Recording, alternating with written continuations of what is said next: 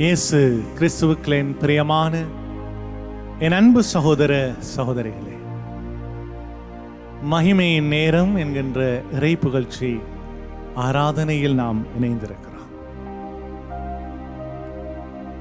எனக்கு பிரியமான என் அன்பு சகோதர சகோதரிகளே, ஆண்டவரை துதித்து அவரை ஆராதித்து நாம் அவரை மகிமைப்படுத்த வேண்டும். யோவான் நற்செய்தி 14:27 தருகிறது, நான் தருகின்ற சமாதானம் உலகம் தரும் சமாதானத்தை போன்றது அல்ல.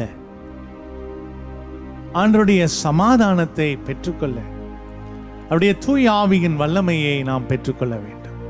பரிசுத்த ஆவியானவர் நம் உள்ளங்களுக்குள்ளே வந்து இயேசுவின் சமாதானத்தை நமக்கு பொழிகின்றார். ஒரு கணம் கண்களை மூடி உள்ளத்தை திறந்து எங்களோடு இணைந்து சொல்லுங்கள். இரக்கத்தின் தாயே, அருள் நிறைந்தவளே, பெண்களுக்குள் பேறு பெற்றவளே, விண்ணக மன்னக அரசியாக முடிசூட்டப்பட்டவளே, மகா ஆச்சரியத்துக்குரிய மாதாவே, அம்மா உம்முடைய உதவியை நாடி நிற்கிறோம்.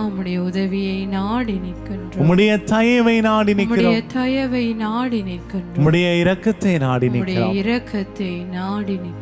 இப்பொழுதும் எங்களோடு சேர்ந்து எங்களுக்காக உம் திருமகன் நம் ஆண்டவர் இயேசுவிடம் மன்றாடி அவருடைய ஆசீர்வாதத்தையும் அருளையும் பாதுகாப்பையும் சுகத்தையும் இறை பிரசன்னத்தையும் வல்லமையையும் முழு விடுதலையும் நிறைவாக எங்களுக்கு பெற்றுத்தாரும். வாழ்க மரியே, வாழ்க மரியே. இயேசுவே, இரட்சகரே, தூயவரே, பரிசுத்தரே, வாழும் கடவுளே, உயிருள்ள ஆண்டவரே, உம்மை ஆராதிக்கிறோம், உம்மை மகிமைப்படுத்துகிறோம், உமக்கு நன்றி சொல்லுகிறோம்.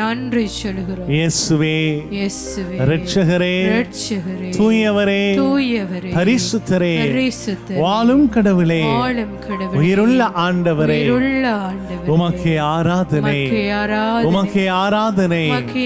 உம்மை போற்றுகிறோம், உம்மை புகழுகிறோம், உம்மை ஆராதிக்கிறோம், உம்மை மகிமைப்படுத்துகிறோம், உமக்கு நன்றி சொல்லுகிறோம். நன்றி இயேசுவே, நன்றி ஆண்டவரே, நன்றி தகப்பனே,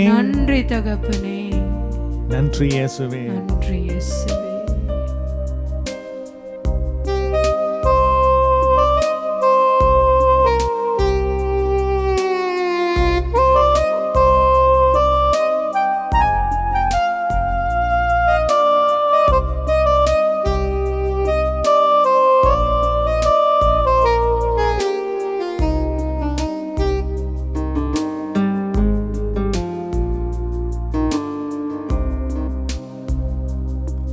நீ சொன்னால் போதும் செய்வேன், நீ காட்டும் வழியில் நடப்பேன், உன் பாதம் ஒன்றை பிடிப்பேன் என் அன்பு இயேசுவே.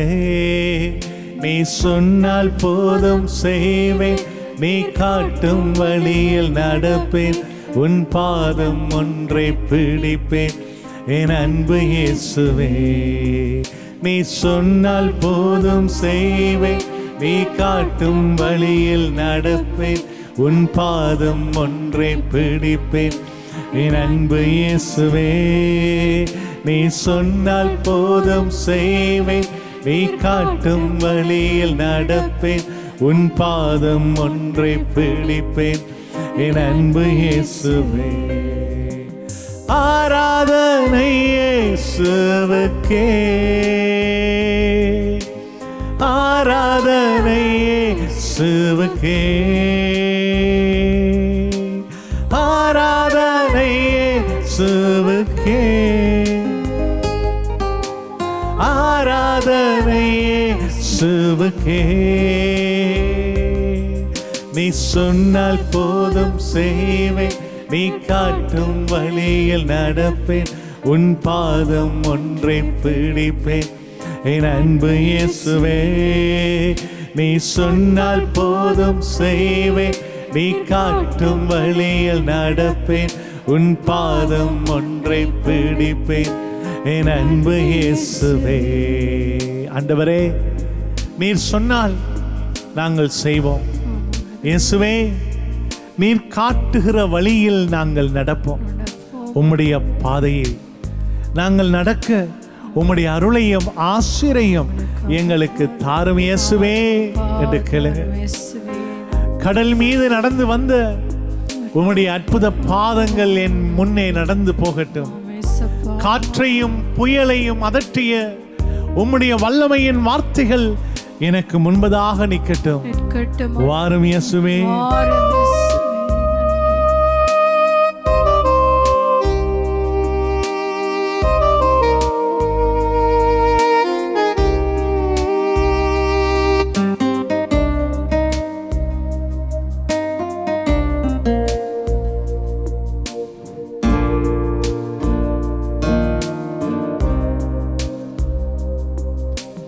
கடலின் மீது நடந்திட்ட உனற்புத பாதங்கள் எனக்கு முன்னே செல்வதால் எனக்கு இல்ல கவலை. காற்றையும் புயலையும் அதட்டிய உன் அற்புத வார்த்தைகள் என் முன் துணையாய் நிற்பதால் எனக்கு இல்ல கவலை. சொல்லுங்க. ஆராதனை இயேசுவுக்கே, ஆராதனை இயேசுவுக்கே, ஆராதனை இயேசுவுக்கே. அப்பா, ஆராதனை இயேசுவுக்கே. உள்ளத்தை திறந்து இதயத்தின் ஆழத்தில் இருந்து ஆராதனை இயேசுவுக்கே. அல்லேலூயா, அல்லேலூயா. ஆராதனை இயேசுவுக்கே. இயேசுவே ஆராதனை, ஆராதனை இயேசுவுக்கே, ஆராதனை இயேசுவுக்கே. நீ சொன்னால் போதும் செய்வேன், நீ காட்டும் வழியில் நடப்பேன், உன் பாதம் ஒன்றை பிடிப்பேன். என் அன்பு இயேசுவே, நீ சொன்னால் போதும் செய்வேன், நீ காட்டும் வழியில் நடப்பேன், உன் பாதம் ஒன்றை பிடிப்பேன்.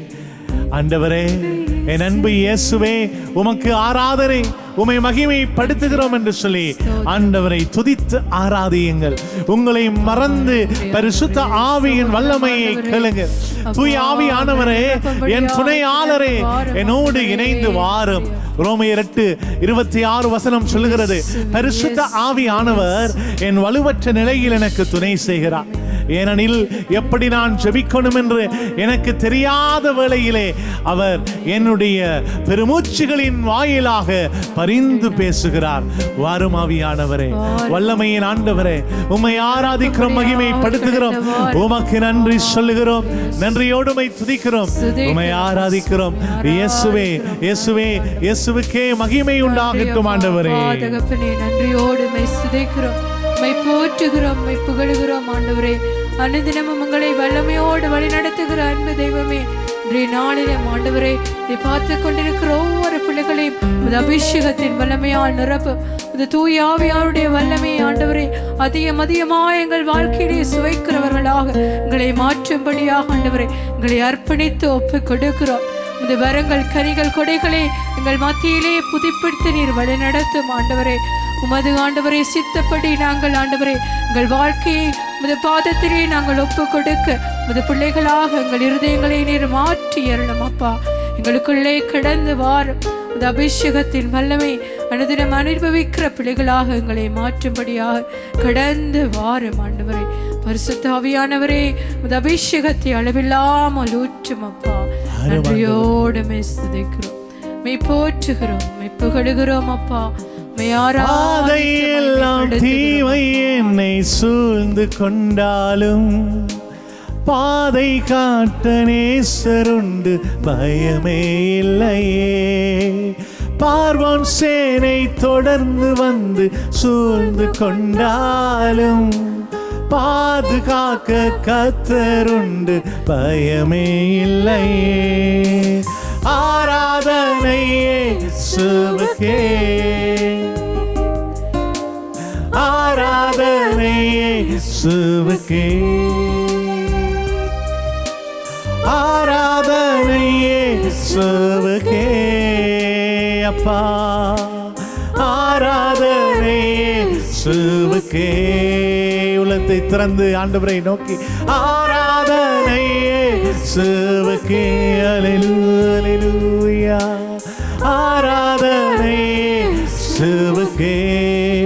இயேசுவே இயேசுவே இயேசுவே இயேசுவே இயேசுவுக்கே.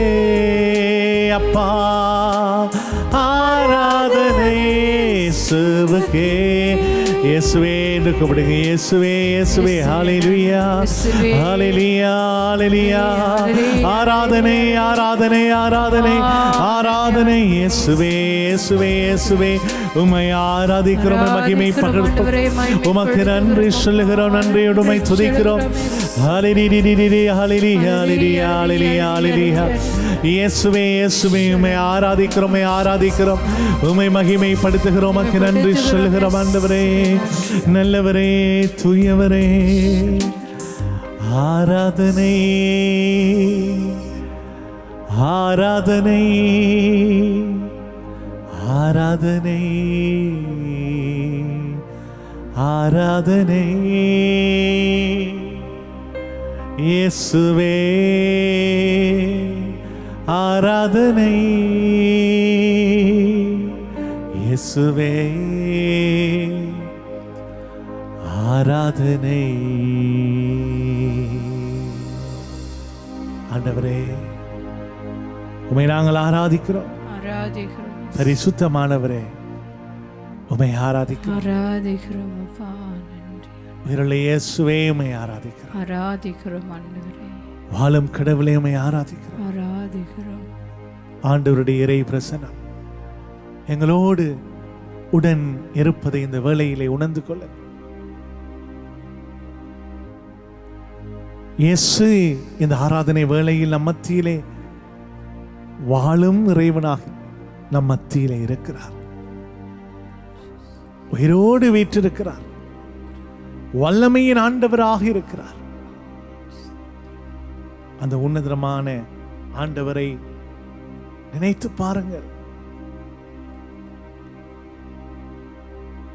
பிரியமான என் அன்பு சகோதர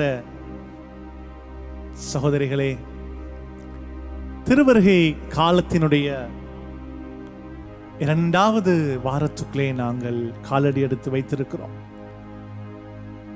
இந்த இரண்டாவது வாரம் சமாதானம் எனும் கருத்திலே நம்மளை சிந்திக்க அழைக்கிறது. அதே வேளையில் ஊதா நிற மெழுகுவர்த்தியை நாம் பற்ற வைக்கின்றோம். அந்த மெழுகுவர்த்தியின் ஒளி கிறிஸ்துவின் ஒளி நம்மில் ஒளிர வேண்டும் என்பதை நினைவுபடுத்துகிறது. மேலும் இந்த மெழுகுபர்த்தி பெத்லெஹேம் மெழுகுபர்த்தியாக இருக்கிறது. பிரியமான அன்பு சகோதரங்களே, இன்று இந்த இறைவார்த்தை பகுதி நமக்கு சொல்லுகிறது. மத்தேயு 3:2,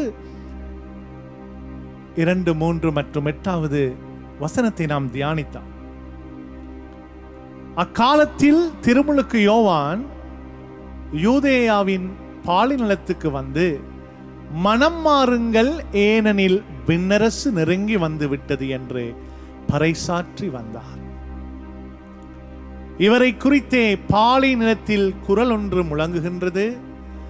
ஆண்டவருக்கான வழியை ஆயத்தமாக்குங்கள், அவருக்கான பாதையை செம்மையாக்குங்கள் என்று இறைவாக்கினர் எசாயா உரைத்துள்ளார். ஆகவே நீங்கள் மனம் மாறியவர்கள் என்பதை அதற்கேற்ப செயல்களால் காட்டுங்கள். பிரியமான அன்பு சகோதரங்களே, இந்த இறைவார்த்தை பகுதியை நாம் வாசிக்கிற பொழுது இந்த இறைவார்த்தைக்கு ஒரு தலைப்பு, ஒரு சிந்தனை கொடுப்போம் என்று சொன்னால், நீங்கள் மனம் திரும்புங்கள், மனம் மாறுங்கள், கனி கொடுங்கள் என்று சொல்லலாம். மனம் மாறுங்கள், நீங்கள் கனி கொடுங்கள். திருமுழுக்கு யோவானுடைய அழைப்பு ஆண்டவர் மெசியாவின் வருகைக்காக மக்களை ஆயத்தப்படுத்துகின்ற ஒரு அழைப்பாக இருக்கிறது. அவர் சொல்லுகிறார், நீங்கள் பாவத்தை விட்டு விலகுங்கள். பாவத்தை விட்டு விலகுவது மட்டுமல்ல, இறை அரசுக்குள் வாழ தொடங்குவது அவசியம். மனமாறுங்கள், விண்ணரசு நெருங்கி வந்து விட்டது என்று சொல்லி அவர் முழக்கமிடுகிறார். பிரியமான என் அன்பு சகோதர சகோதரிகளே, நாம் பாவத்தை விட்டு விலக வேண்டுமே. பாவத்தோடு நாம் வாழ முடியாது. ஏனென்றால் இறுதி நாளில் ஆண்டவருடைய வருகை உண்டு. ஆகவே ஒரு தண்டனை தீர்ப்பு உண்டு. அதிலிருந்து நாம் தப்ப வேண்டும். ஆனால் இந்த அழைப்பு நமக்கு கொடுப்பது தண்டனை தீர்ப்பில் இருந்து நாம் தப்புவது மட்டுமல்ல, அதே வேளையில் இறை ஆட்சிக்குள் விண்ணரசிலே நம் ஒவ்வொருவரை பங்கு பெற ஆண்டவர் அழைக்கின்றார். பிரியமான அன்பு சகோதர சகோதரிகளே, இந்த இறைவார்த்தை பகுதி நமக்கு இன்னும் ஒரு செய்தியை கொடுக்கிறது. நீங்கள் உங்களை ஆண்டவருக்குள் ஆயத்தம் செய்யுங்கள். நாம் இந்த நாட்களிலே பலவிதமான ஆயத்தங்கள் செய்வோம். நம்முடைய வாழ்க்கையிலே பலவிதமான திட்டங்கள் தீட்டுவோம். நீதிமொழி 14:12 சொல்லுகிறது, தொடக்கத்திலே நாம் போகிற பாதை நல்லது போல தோன்றும், ஆனால் முடிவிலோ அதுவே என்னை சாவுக்குள்ளே நடத்தி செல்லுகிற பாதையாக மாறிவிடும்.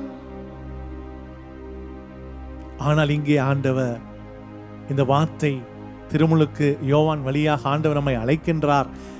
ஆண்டவருக்கான வழியை நீங்கள் ஆயத்தம் செய்யுங்கள். எசாயா தீர்க்கதரிசி முன் அறிவித்ததை போல இயேசுவுக்கான வழியை திருமுழுக்கு யோவான் அறிவிக்கிறதை பார்க்கிறார். இங்கே ஒரு மனமாற்றம் நமக்கு தேவை. அந்த மனமாற்றம் நம்முடைய இதயத்துக்குள்ளே வர வேண்டும். நான் மனம் மாறி விட்டேன் என்று சொல்லலாம், ஆனால் என்னுடைய மனமாற்றம் வெறும் ஒரு சொல்லால் மட்டுமல்லாமல் அது செயல்பாட்டால் நடைபெற வேண்டும். அதுதான் கனி கொடுக்க வேண்டும். திருமுழுக்கு யோவான் சொன்ன அந்த வார்த்தை மத்தேயு 3:8 நீங்கள் மனம் மாறியவர்கள் என்பதை உங்களுடைய செயல்களிலே காண்பியுங்கள்.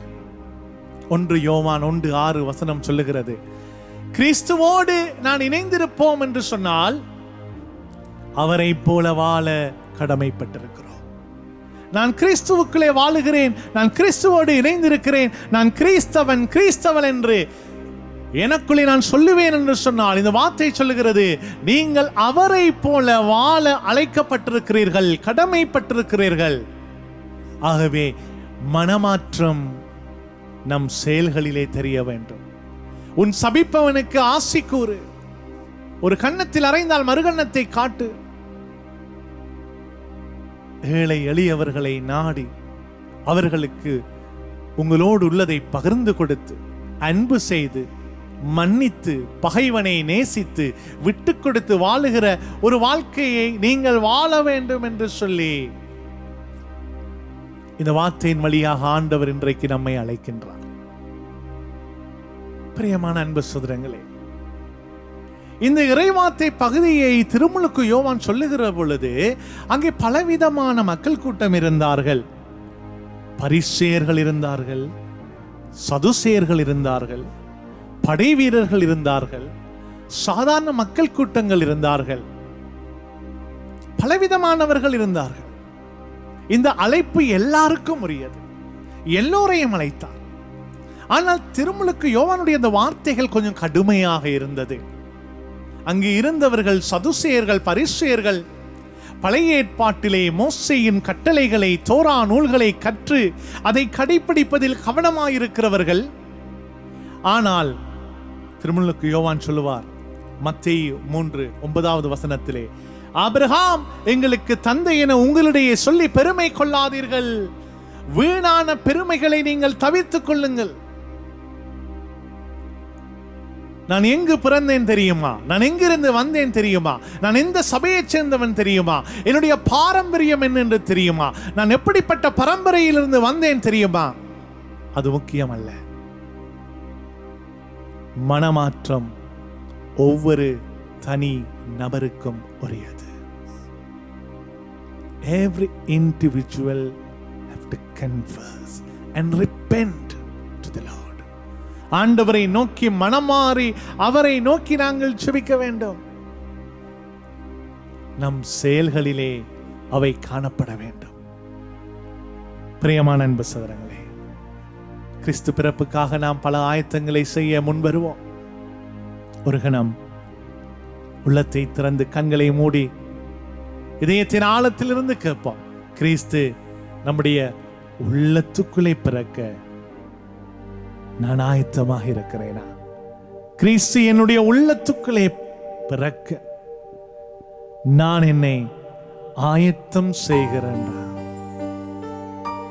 உம்முடைய பிரசன்னத்தை நான் ஆடி இருக்கிறேன். உம்முடைய கிருபையினாலே என்னை நிரப்பும் ஆண்டவரே என்று சொல்லி கேட்போம். உம் பிரசன்னம் நாடி வந்தே கிருபையினா நோக்கிடுமே. உம் பிரசன்னம் நாடி வந்தே கிருபையினா நோக்கிடுமே. உம் இரத்தத்தால் என்னை கழுவிடுமே. உம் பிள்ளையா என்னை மாற்றிடுமே. உம் இரத்தத்தால் என்னை கழுவிடுமே. உம் பிள்ளையா என்னை மாற்றிடுமே. என் இயேசுவே என் ராஜனே நான் ஏங்குகின்றேன் உம் சமூகத்திற்கே. என் இயேசுவே என் ராஜனே நான் ஏங்குகின்றேன் உம் சமூகத்திற்கே.